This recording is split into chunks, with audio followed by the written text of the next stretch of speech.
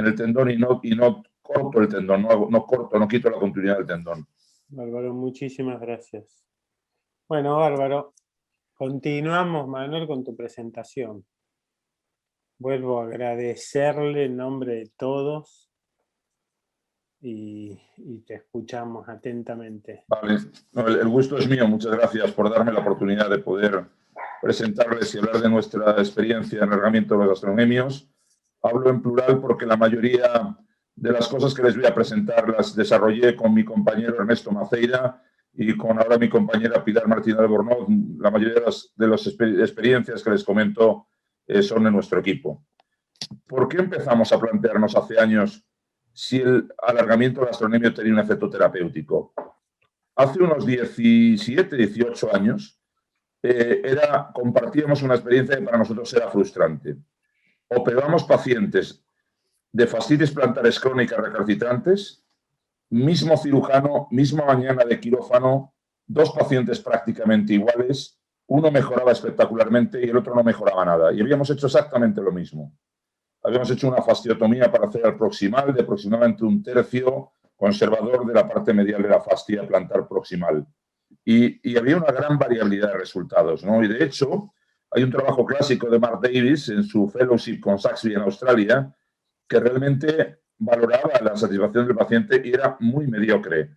Hasta el 75% de los resultados, pero había un 25% de pacientes con resultados no buenos después de una fasciotomía plantar proximal. Y esto nos llevó a pensar qué efecto tendría mecánico el sistema aquileo-calcáneo plantar para producir o no una fascitis plantar crónica.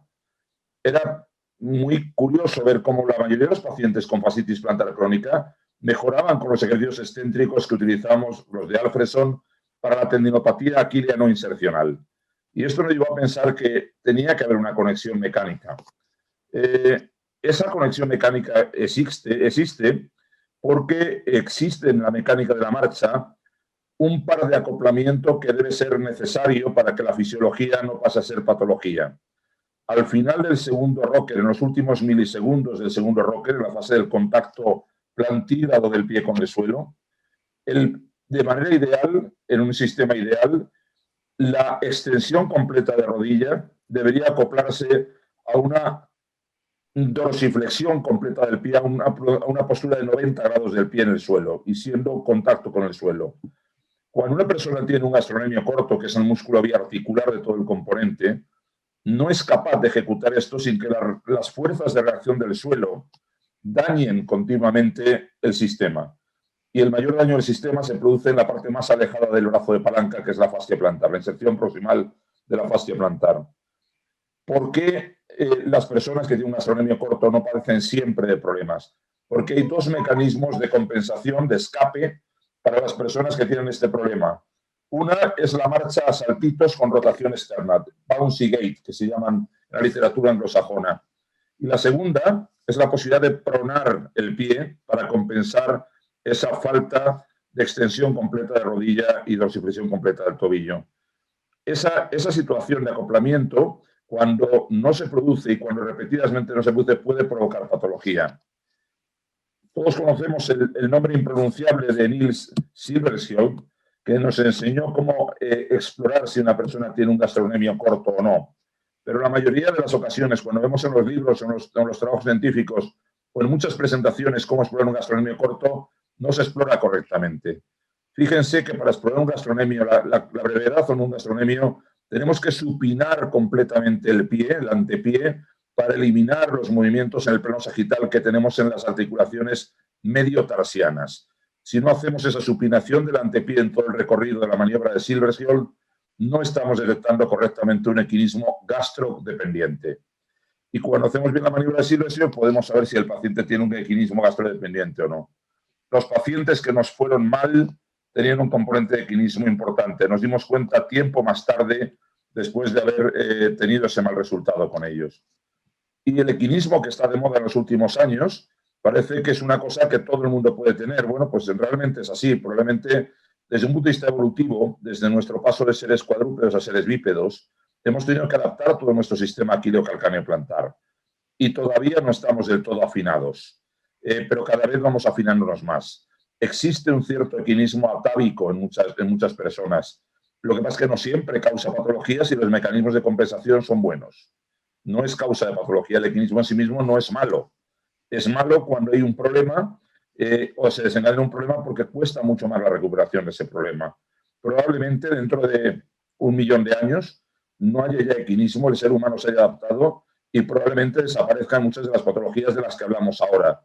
No lo veremos ninguno, pero igual en los congresos dentro de 1 millón de años los términos fascitis plantar, tendinopatía quilanoinsercional han desaparecido de los temarios de pie y tobillo, ¿no? Con esto en mente nos planteamos hace años que el componente de gastrocnemio, el equinismo gastrocnemio dependiente era importante en los pacientes que no nos iban bien. Y empezamos a evaluar la posibilidad de alargar el tríceps para mejorar esas fascitis plantares crónicas recalcitrantes. Pero el problema era, ¿dónde alargamos el tríceps? Fíjense que conocemos muchísimas maneras y formas y localizaciones por donde podemos alargar el tríceps. Cuanto más distal, más cerca del calcáneo, mayor alargamiento, pero mayor potencial iatrogénico de elongación. Cuanto más proximal, más cerca del hueco popliteo, menor alargamiento, pero también menor capacidad potencial iatrogénica. Como tuvimos que apostar por dónde empezar, fuimos muy conservadores. Y nos fuimos arriba, nos fuimos a la zona 5, a la zona donde Silversio hacía sus alargamientos neurológicos, porque nos parecía que era mejor no pasarse de largo, no causar elongaciones y ver cómo funcionaba. La pregunta era, ¿sería suficiente con zona 5? Bueno, pues en la mayoría de los casos sí es suficiente en zona 5. No sabemos si algunos casos que no han mejorado haciendo un alargamiento en zona 5 pudieran mejorar haciéndolo en otras zonas más bajas. Pero la zona 5 nos ha funcionado y no hemos sentido la necesidad de bajar más en este alargamiento.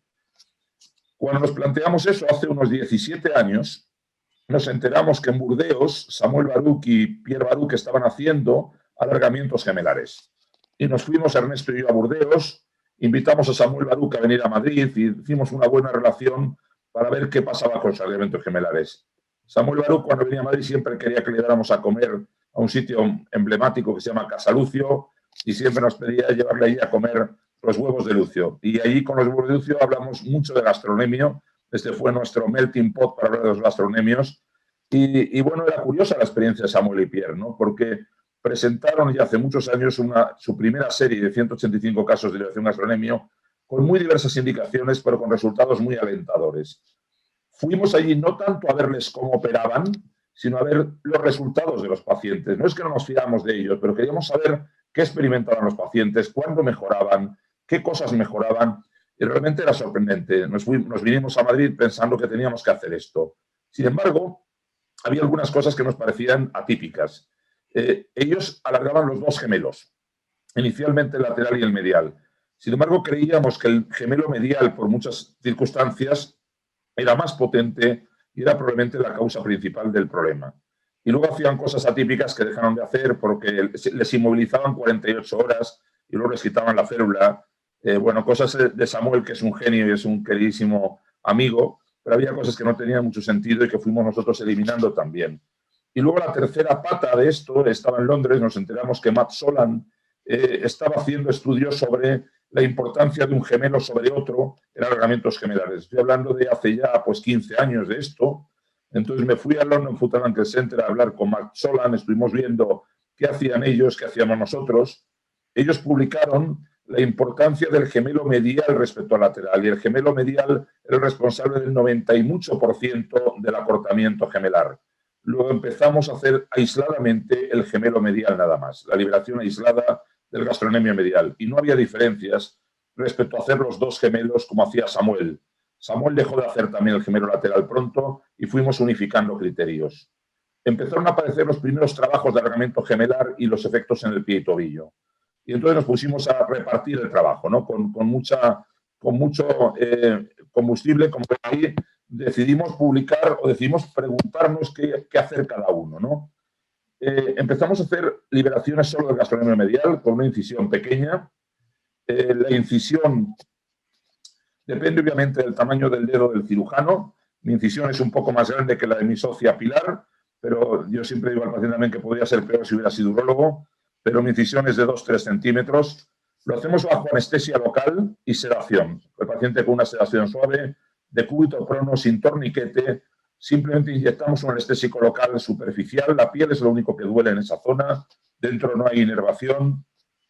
Con el dedo tocamos el gemelo medial, hay que diferenciarlo de los isquiotibiales, hay que ver que el gemelo va de abajo arriba y va medializándose, centralizándose hacia el hueco popliteo. Una vez que estamos seguros que tocamos en la cabeza del gemelo medial, utilizamos un instrumento romo, una tijera, un disector para poder aislar la cabeza del gemelo medial, la externalizamos y seccionamos la fascia, el componente no elástico del gemelo. Y con esto se produce un alargamiento eficaz del gemelo, el pie es capaz de dorsiflexionar mucho mejor en quirófano y al dorsiflexionar el pie las fibras del gemelo se estiran. Comparamos hace años el alargamiento del gastrocnemio medial aislado frente a nuestros pacientes con fasciotomía plantar proximal en fascitis plantar crónica recalcitrante. 60 pacientes en total, 30 frente a 30, variables que ya conocen todos ustedes, no me voy a entretener en esto. Y el posoperatorio era igual, carga según tolerancia, excéntricos a partir de la tercera semana y deporte progresivo según tolerancias de la tercera semana. Los resultados fueron muy diferentes en un grupo u otro. Fíjense que tuvimos casos de empeoramiento con la fasciotomía parcial, no con el alargamiento gemelar. La carga completa cómoda era mucho más precoz con el alargamiento y la mejoría del respecto al preoperatorio era mucho más rápida con el alargamiento gemelar.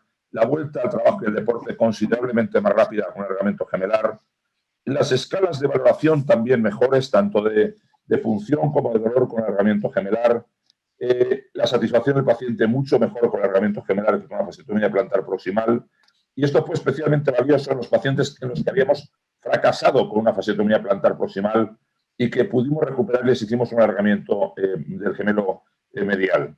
Y las complicaciones fueron menores también al grupo de alargamiento proximal medial. Con esto cambiamos completamente nuestra aproximación en el tratamiento de la fasciopatía plantar crónica recalcitrante y dejamos de hacer como primera opción la fasciotomía plantar proximal, parcial proximal, pasando a hacer alargamiento proximal de gastromedial sin tocar la fascia plantar, como único gesto aislado en la cirugía.